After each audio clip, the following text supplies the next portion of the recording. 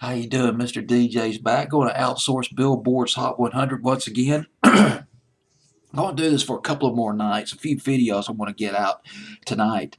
Billboard's Hot 100 of April 24th, 1965, a very mainstream record. This record would go to number 4 on the adult charts. Didn't do quite as well on top 40, just a little bit, maybe not commercial enough really for top 40, but it was at 78, jumped to 61, up to 50, and then up to 40 the week of April 24th, 1965 from the Columbia record label.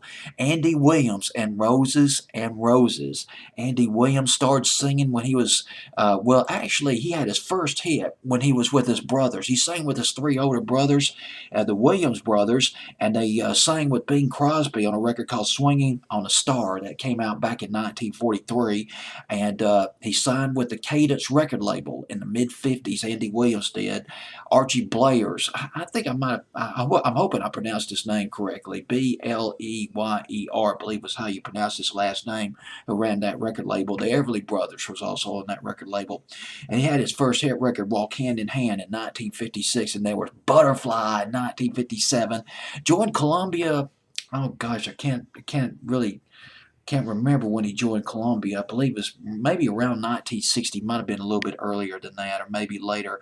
But he had one of his biggest hits, Can't Get Used to Losing You, back in the spring of 1963. One of his best records, but a record that he didn't particularly like.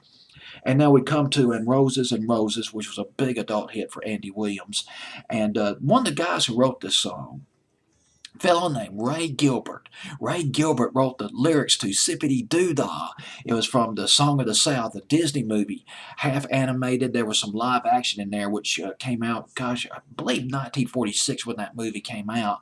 And the song, Sippity Doo Dah, later became famous by Bobby Sox and the Blue Jays back in 1963, which was produced by Phil Spector. But anyway, here's Andy Williams, 42 studio albums, 44 albums in all. Very prolific guy. Born in 1927, died just about 5 years ago, I believe, from cancer, and 3 of those albums went platinum. Andy Williams and Roses from Billboard's Hot 100 of April 24th, 1965.